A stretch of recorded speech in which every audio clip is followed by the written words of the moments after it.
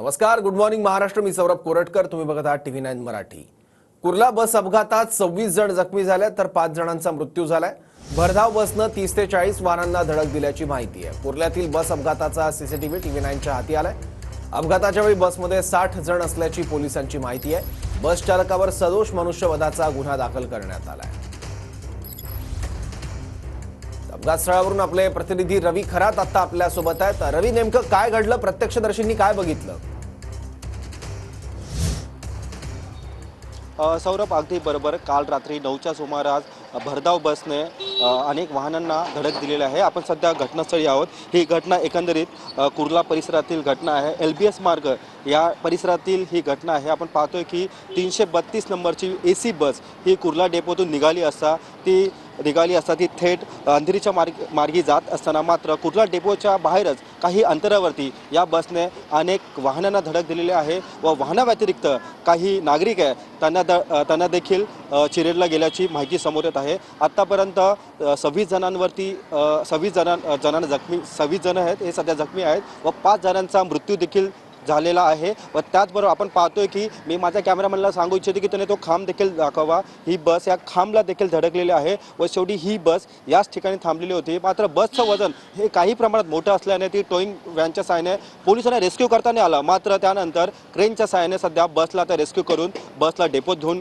गेलेला आहे. मात्र आपण जे पाहू शकतो की पूर्ण ही कमान आहे, ही कमान देखील काही प्रमाणात तुटलेली आहे. व तसंच सौरभ, मी आपल्याला दाखवू शकतो की या बसने आतापर्यंत 30 ते 35 वाहनांना धडक दिलेली आहे.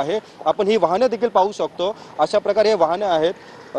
हे आपण पाहू शकतो की हे 4-5 वाहनं आहेत. बाकीची जी वाहनं होती त्यांना आता पोलिसांनी सुरक्षेच्या दृष्टिकोनाने दुसऱ्या ठिकाणी घेऊन गेलेलं आहे. मात्र हे जी वाहनं आहेत आपण पाहू शकतो यांच्यात देखील काचा फुटलेल्या आहेत व काल नागरिकांचा देखील असंतोषाची जी लाट आहे ती निर्माण झालेली होती. कारण की कुर्लामध्ये पहिल्यांदा असा जो प्रकार घडलेला आहे त्याच्यामध्ये आत्तापर्यंत 26 जण जखमी तर 5 जणांचा मृत्यू झालेला आहे. त्यापैकी 2 जणांची जी परिस्थिती आहे ती सध्या क्रिटिकल आहे. त्यांना देखील बाबा रुग्णालयात सध्या दाखल करण्यात आलेले आहे व काही जण आहेत त्यांची जी प्रकृती नाजूक आहे त्यांना खासगी रुग्णालयात देखील दाखल करण्यात आलेलं आहे. व तसेच या ठिकाणी काल मंगेश कोल्हाळकर असतील येथील स्थानिक आमदार आहे हे देखील या घटनास्थळी आले होते व मात्र या ठिकाणी आता देखील पोलिसांचा बंदोबस्त आपल्याला पाहायला मिळत आहे. व त्याचबरोबर या ठिकाणी गस्त करण्यासाठी जे आलेले पोलीस होते ते देखील या बसच्या खाली चिरडले गेलेले आहेत. ते देखील आता जखमी आहेत अशी देखील माहिती समोर येत आहे. मात्र या बसच्या अपघाताचं नेमकं कारण आहे ते अद्याप स्पष्ट झालं नाही आहे. मात्र काल उशिरा या बस चालकाला देखील पोलिसांनी ताब्यात घेतलेलं आहे व त्याच्यावरती सध्या पोलिसांच्या प्रक्रियेनंतर त्याच्यावरती सध्या सदोष मनुष्यवधाचा जो गुन्हा आहे तो सध्या दाखल करण्यात आलेला आहे. मात्र ही दुर्दैवी घटना म्हणावी लागेल कारण की अद्यापही 2 जणांची जी प्रकृती आहे ती स्थिर नाही आहे. आतापर्यंत 26 जखमी तर 5 जणांचा सध्या सौरभ मृत्यू झालेला आहे. बरोबर, धन्यवाद रवी या माहितीबद्दल. तर या संदर्भात काही प्रत्यक्षदर्शी त्याचबरोबर पोलिसांच्या नेमक्या काय प्रतिक्रिया आहेत त्याही बघूयात.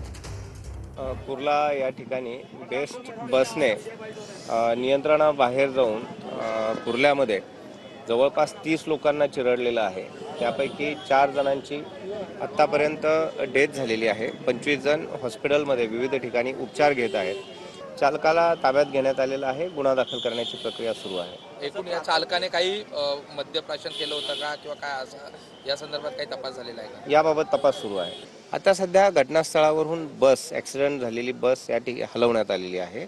बाकी वाहतूक सुरळीत करण्यात आलेली आहे आणि पंचनामा आणि बाकी गुन्हा दाखल करण्याची प्रक्रिया सुरू आहे.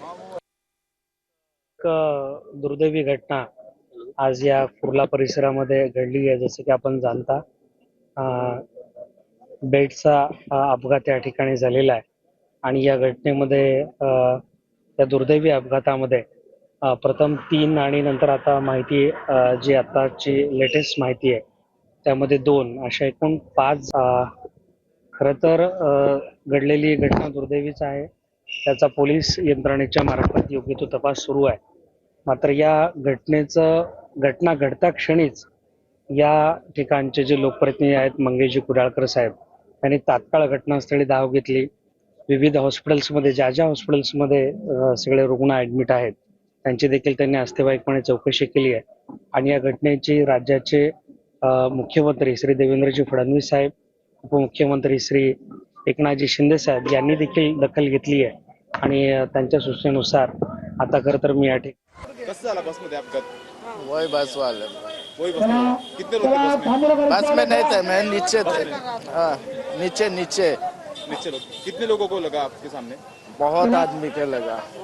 देखिए ये हादसा जो है तकरीबन ऐसे टाइम पर शुरू हुआ, ये 9 बजे से लेके 9:30 के बीच में ये हादसा शुरू हुआ। जब यहाँ पर पीछे भाजी मार्केट है, वहाँ पर लोगों का क्राउड ऑलरेडी रहता है, औरत बच्चे तमाम यहाँ पर रहते हैं। शुरुआत हुई इस वक्त, और वो ऐसा हुआ कि बस जब वहाँ से शुरू हुई कंट्रोल होते हुए, ठोकना उसने वहाँ से शुरू किया। उसके बाद उसका कंट्रोल नहीं रहा, पहले पुलिस की गाड़ी को और वहाँ दूसरे रिक्शा को ठोकते हुए वो अनकंट्रोल होते हुए काफी आगे तक करके वो गया। और स्थानीय लोगों ने काफी वो करी, सारी चीजें जो शुरुआत करी वो स्थानीय लोगों ने करी है। और जितनी भी कोशिश थी बाद में सारी प्रशासन पुलिस वगैरह पहुंची, इवन पुलिस ही 4 इंजर्ड है उनको भी हम ही लेकर के गए थे। लेकिन ये जिस तरीके से हादसा हुआ है, कई मर्तबा यहाँ पर इस रोड के ताल्लुक से कंप्लेन वगैरह की गई थी, आरटीओ को, पुलिस को। खुद काफी यहाँ पे सोशल वर्कर लोगों ने बताया था कि ये मेन रोड है, ये वर्किंग रोड है, यहाँ पर ना स्पीड ब्रेकर मिलेगा आपको गाड़ियों की स्पीड कंट्रोल करने के लिए, ना ये जो इनलीगल जो पार्किंग की गई है इसके बारे में भी किसी का कोई कुछ एक्शन कभी नहीं हुआ है। इस वजह से ये हादसा पेश आया है। अगर यहाँ सही तरीके से काम होता आरटीओ की तरफ से, कुर्ला पुलिस की तरफ से, तो ये हादसा पेश आने में बहुत सी जो है वो ये होती। एक भी स्पीड ब्रेकर पूरे रोड पे नहीं है, ये मेन रोड है। और भी कुछ लोग हैं, आपने क्या देखा? देखिए, ये जो हादसा हुआ बहुत दर्दनाक हादसा था। एक तो सबसे पहली बात है कि ये जो सरकारी लोग हैं, ये ऐसा बताया जा रहा है कि ड्राइवर जो था वो ड्रिंक में था, ड्रिंक एंड ड्राइव था। सरकार निकालती है कि ड्रिंक एंड ड्राइव जो है वो खतरनाक है, लेकिन ये जो सरकारी लोग बैठे इनकी कोई जांच होती नहीं है। इतने बुरी तरीके से इसने गाड़ी को जो बस को जो चलाया है और रौंदा है। अगर आदमी लाइव अगर देखा होगा एक्सीडेंट, तो वो शायद खुद देख के बेहोश हो गया होगा।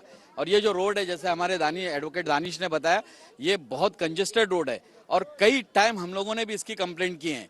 यहाँ पर किसी चीज की कोई व्यवस्था नहीं है। हाँ, बस ये है कि 10 ले लो, 20 ले लो, 50 ले लो और इसको छोड़ दो। यहाँ रिक्शे से शाम के वक्त में रिक्शा जब चलता है तो 4-4, 5-5 लोग बैठ के जाते हैं।